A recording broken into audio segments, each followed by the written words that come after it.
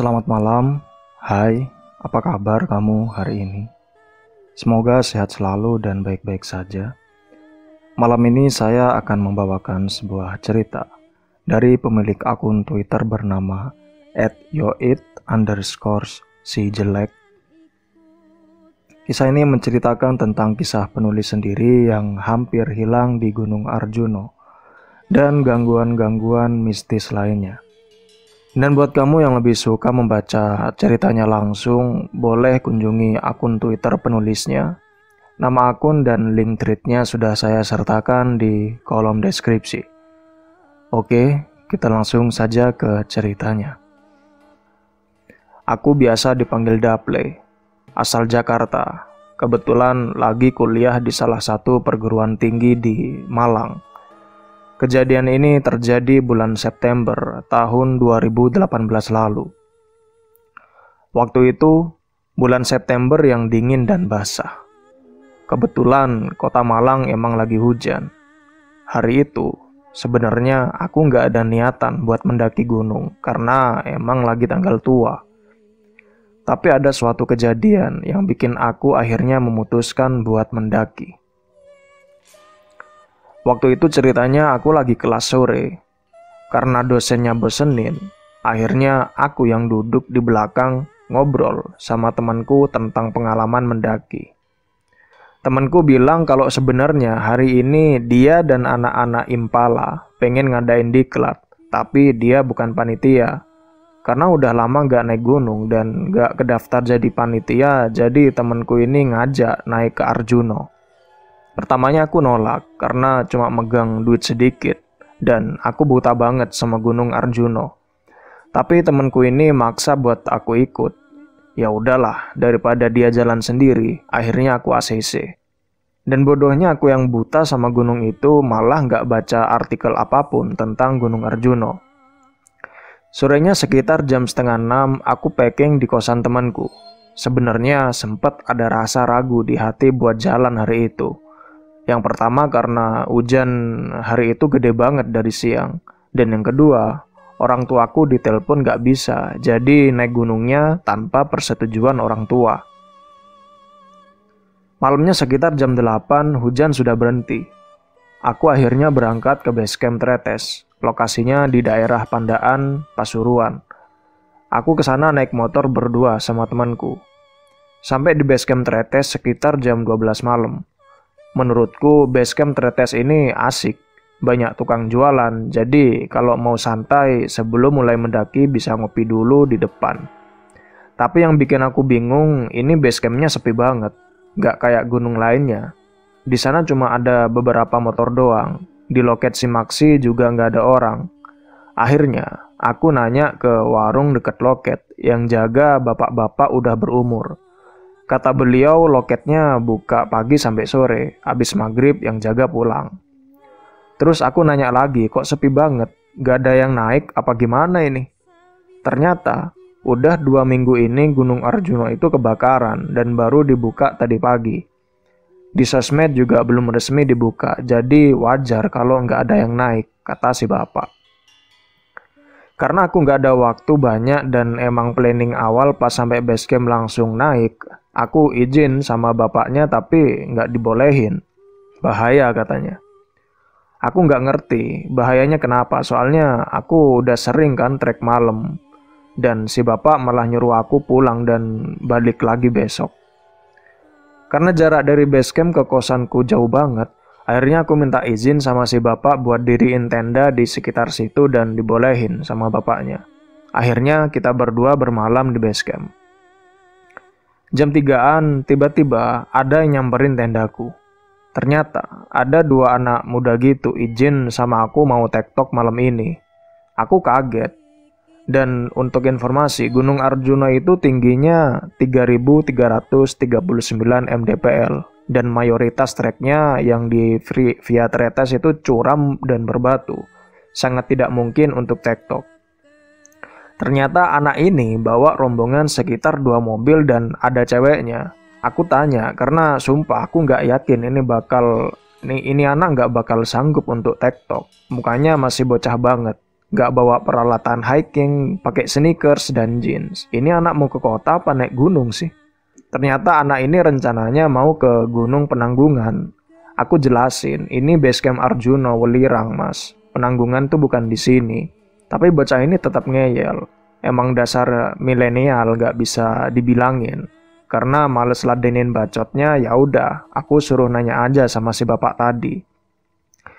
Dan di luar dugaan, si bapak malah ngebolehin mereka buat naik malam ini. Aku protes, masa aku yang lengkap gini malah nggak boleh naik. Sementara mereka yang kesannya asal-asalan dan mau tektokan malah dibolehin. Si bapak dengan santai atau dengan bodohnya bilang, biarin aja mas, toh nanti pagi udah turun. Masnya istirahat aja dulu, biar besok semangat jalannya. Katanya dengan senyum yang sangat manis. Karena udah kesel dan kedinginan juga di luar, aku balik lagi ke tenda.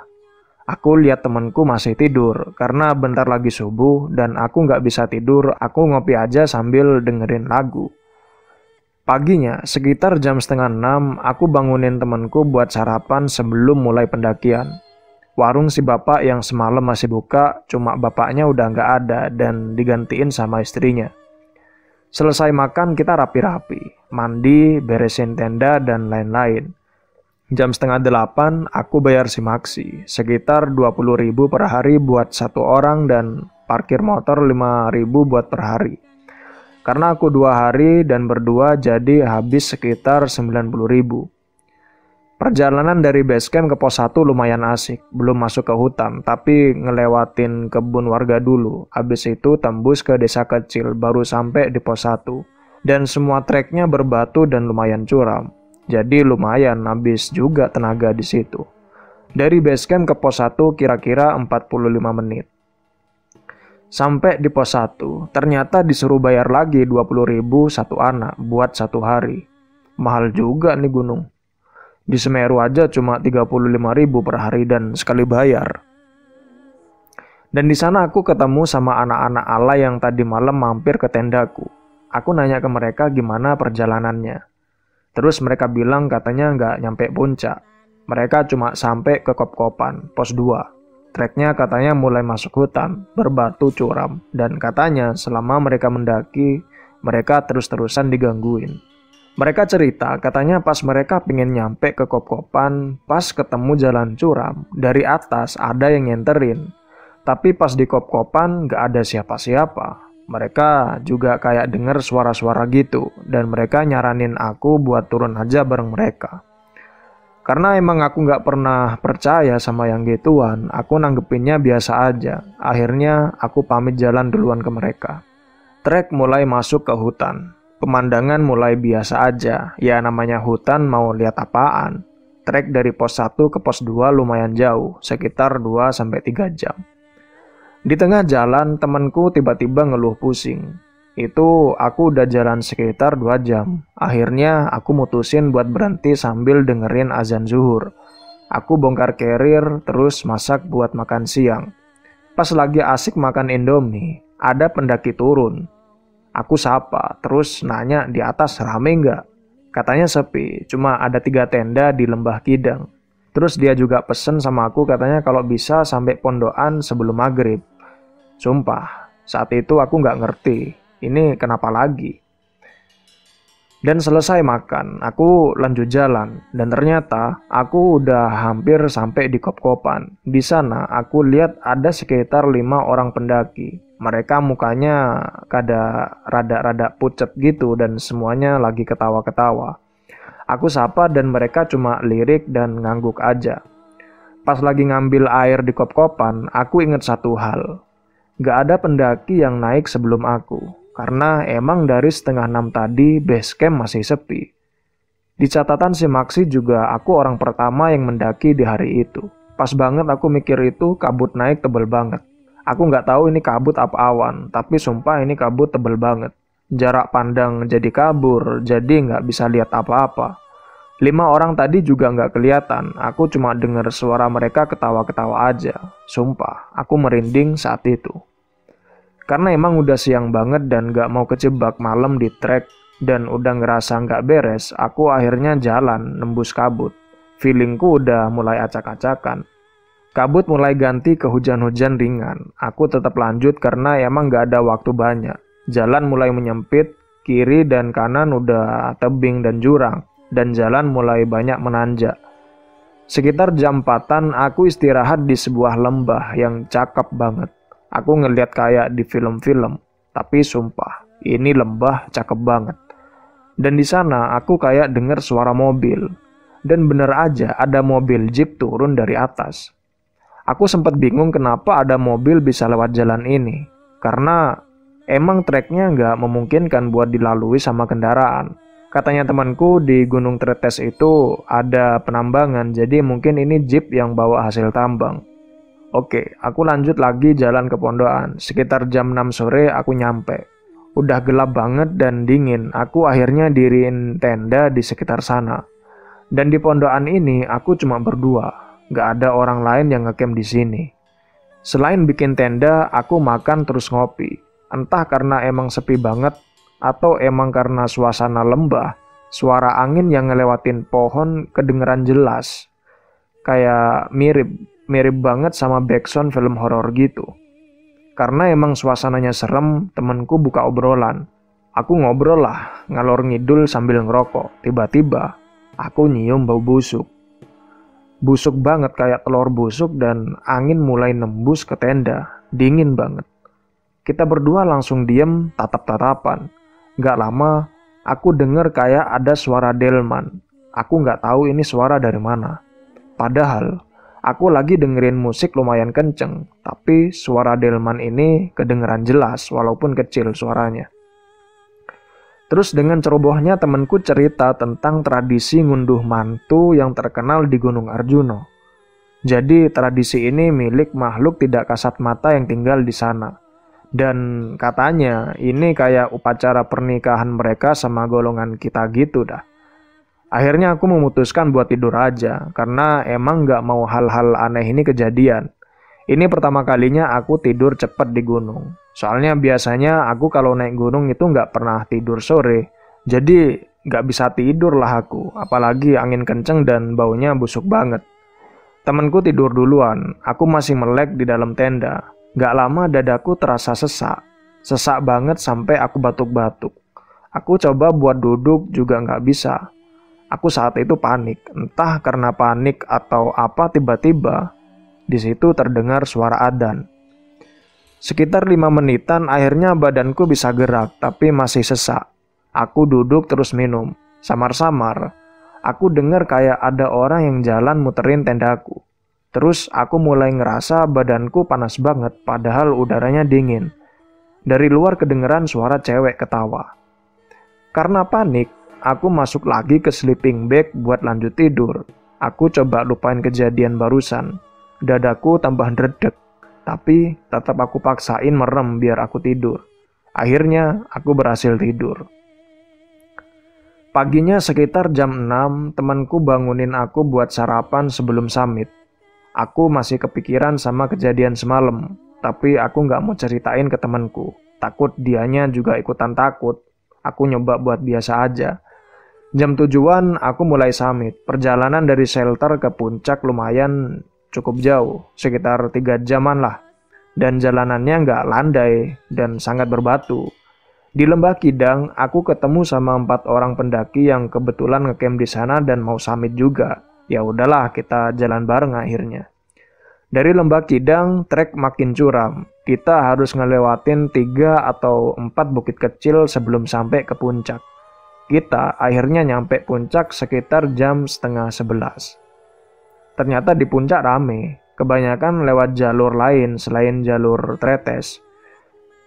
Lalu kita cerita-ceritalah di sana, dan dari cerita 4 orang yang camp di Lembah Kidang, mereka juga digangguin. Parahnya, mereka katanya juga ditongolin, maksudnya diliatin. Katanya pas itu sekitar jam 12-an mereka masih ngobrol dan denger suara ketawa kenceng. Karena pintu tendanya terbuka, mereka bisa lihat jelas ada sosok cewek berparas cantik lagi duduk di pohon sambil ngeliatin ke tenda mereka. Kata mereka kejadian kayak gini wajar terjadi, mengingat Arjuno baru kebakaran. Mungkin penghuninya marah tempatnya kebakaran, jadinya mereka mulai gangguin pendaki yang kebetulan ngecamp di sana. Dan habis itu aku foto-foto tuh, karena emang kabut udah mulai naik lagi dan udah siang juga. Habis itu aku sama temanku pamit buat turun duluan. Mereka berempat masih di atas, masih foto-foto. Perjalanan turun hampir sama kayak trek pas naik tadi, hingga sampai ke bukit terakhir. Entah karena aku ngantuk atau apa, aku malah ngambil jalur yang salah. Aku ngerasa itu jalur yang bener dan dengan sadar aku ngeliat ada pita penunjuk jalan. Lumayan lama kita berdua jalan sampai ketemu jalan buntu, dan pas aku ngeliat sekeliling, di situ cuma ada hutan yang bekas kebakaran dan jalan belakangku itu ketutup, hilang gitu aja jalannya. Aku panik tapi tetap berusaha tenang. Mulai buka HP buat nyari sinyal walaupun kayaknya mustahil. Sekitar setengah jam aku nunggu sinyal gak dapet-dapet, aku dengar suara dari tempat yang jauh banget. Ternyata 4 orang pendaki tadi yang manggil aku, dan mereka jauh banget dari tempatku ini. Aku juga bingung kenapa mereka bisa lihat aku. Akhirnya, aku refleks lari ke sana. Ternyata aku nyasar lumayan jauh dari mereka, sekitar 5 kilo dari jalur pendakian. Dan aku baru sadar, aku lagi ada di alas Lali Jiwo, yang mitosnya ada kerajaan goib di sana. Biasanya mereka sengaja nyasarin pendaki ke alam mereka buat dinikahin. Karena aku takut nyasar lagi, aku putusin buat bareng aja sama 4 pendaki itu, minimal sampai Lembah Kidang. Dan alhamdulillah selamat sampai di sana. Setelah ngucapin terima kasih, aku pamit balik ke tenda karena kita mau turun di hari itu juga. Sekitar jam 4-an aku nyampe ke tenda. Aku masak, makan, terus rapi-rapi buat turun. Sampai tiba-tiba ada bapak-bapak datengin aku. Ini bapak-bapak badannya gendut, pakai kaos oblong dan pakai sendal jepit. Beliau nanya ke aku baru nyampe apa udah mau turun. Aku jawab mau turun. Terus dia mulai natap aku parau, rada takut aku lihatnya. Dia bilang kalau bisa sampai kop-kopan sebelum maghrib, sebelum anak-anak naik. Aku bingung saat itu. Anak-anak siapa yang naik malam-malam? Abis itu dia pergi gitu aja, hilang ditelan ilalang. Aku sama temanku coba biasa aja. Setelah semuanya rapi, aku mulai turun pelan-pelan. Awalnya kita turun itu enjoy, senja mengintip dari balik dedaunan, sambil dengerin lagu dan ngobrol santai. Pokoknya indie banget dah sore itu. Tapi anehnya, sepanjang jalan aku turun, gak ada satupun pendaki yang aku temuin. Mungkin memang belum ada yang tahu kalau Arjuna udah dibuka. Sampai tiba-tiba perjalananku ketahan adzan maghrib dan aku belum sampai kop-kopan. Aku menghormati panggilan Tuhan, yang lalu aku istirahat dulu sambil diskusi apa kita bakalan napas lagi. Sebelum jalan, kita berdoa biar selamat sampai kosan. Setelah adzan maghrib, kita lanjut jalan lagi, dan 15 menit berikutnya aku nyampe di kop-kopan. Sumpah, ini tempat jadi serem banget pas gelap. Kalau kalian pernah ke Arjuno, pasti kalian bakal tahu suasana di sana. Gak ada satu orang pun yang aku temuin di jalur ini. Kita benar-benar sendirian. Karena persediaan air kita udah habis, kita akhirnya ngisi air di sana.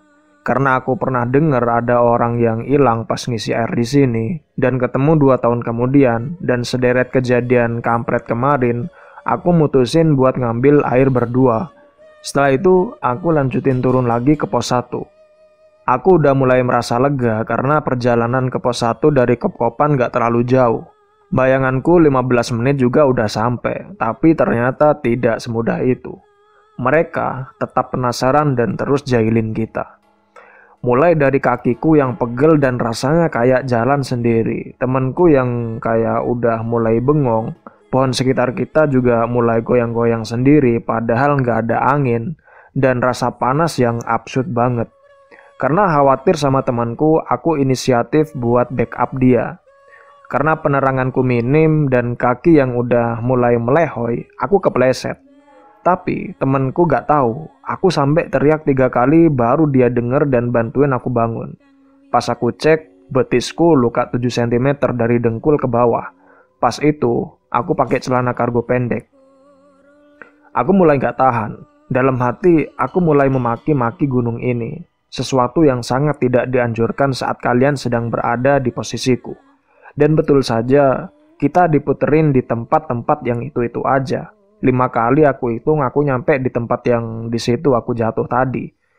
Aku berdoa dalam hati, minta maaf kalau kata-kataku gak sopan ke penghuni sini. Sambil nunggu adzan Isya, aku ngerokok sambil ngobatin lukaku yang mulai keluar darah banyak. Setelah setengah jam aku rehat, aku lanjut jalan lagi. Dan alhamdulillah, gak sampai 20 menit, aku sampai ke pos 1 tempat aku bayar simaksi kedua. Aku udah mulai lega karena sebentar lagi sampai ke base camp dan gangguan itu udah selesai. Tapi ternyata tidak. Setelah ngelewatin pos 1, harusnya aku udah masuk ke pemukiman warga. Tapi anehnya, aku masih tetap berada di dalam hutan. Di situ aku mulai ngerasa janggal lagi, sampai akhirnya aku dengar ada suara anak kecil rame banget. Aku mulai ngaco lagi dan ingat petuah dari lelaki tua di shelter tentang anak-anak yang akan naik. Dan benar aja, sepersekian detik kemudian ada sekitar 7-10 bocah kecil keluar dari balik pohon. Mereka mayoritas pakai kaos, celana pendek, dan pakai sendal. Beberapa malah ada yang nyeker, dan mereka semua naik sambil ketawa.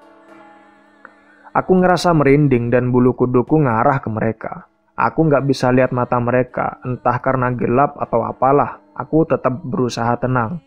Tiba-tiba, salah satu dari mereka ada yang nanya, "Di atas rame, Mas?"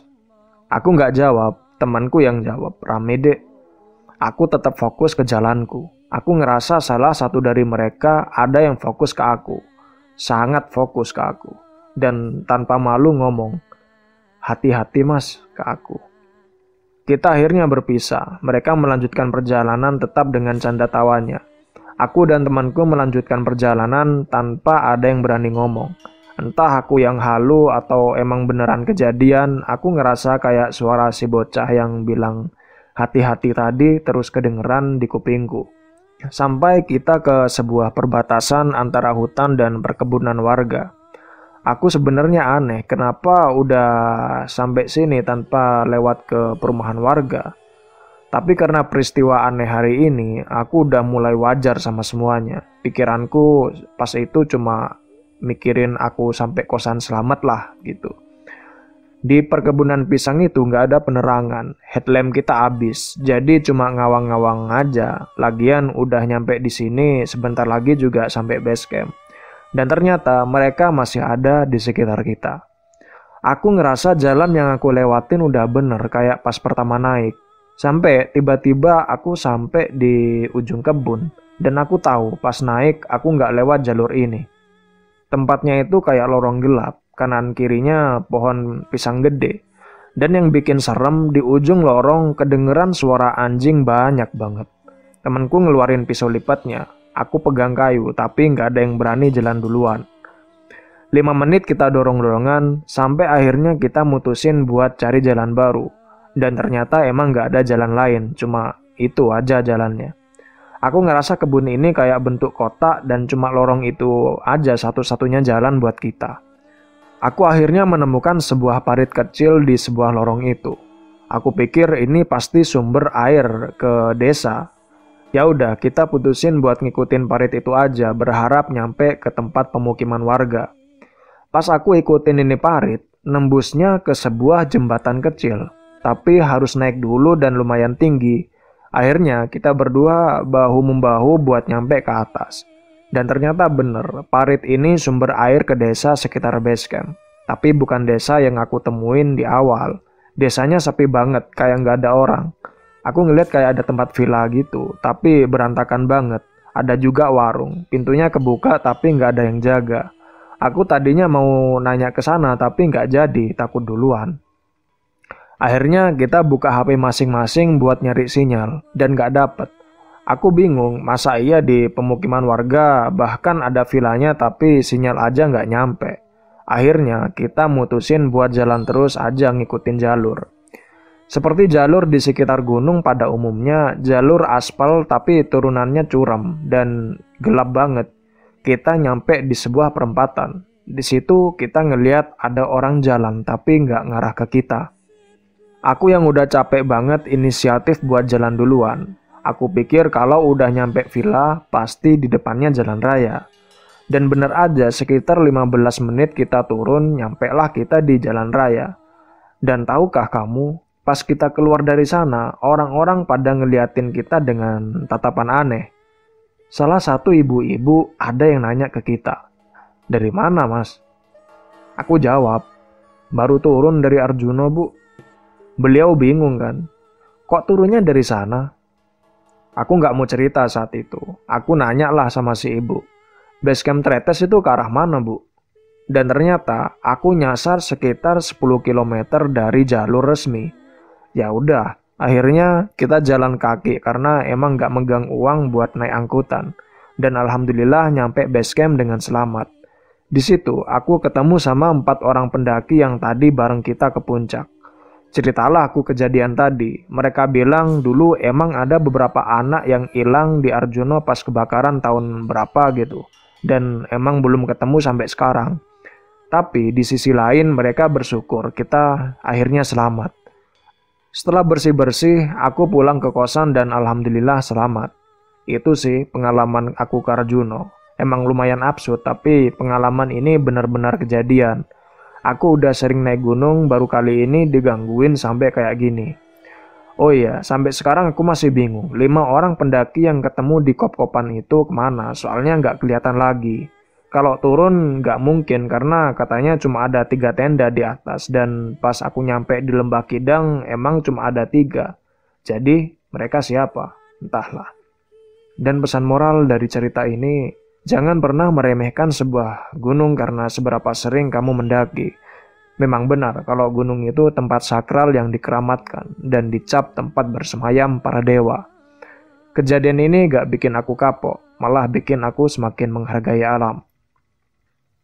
Selesai. Demikian cerita yang ditulis oleh Yoit Si Jelek atau di sini namanya Mas Daple, asal Jakarta. Dan terima kasih buat kamu yang sudah mendengarkan cerita ini dari awal sampai akhir. Semoga kita mendapatkan suatu pelajaran bagi kita semua, terutama buat kita atau kalian yang suka mendaki gunung. Untuk berhati-hati dan menjaga sikap dan menjaga lisan selama melakukan pendakian di jalan. Baik, sekali lagi terima kasih. Sampai jumpa di video-video atau cerita selanjutnya. Selamat malam.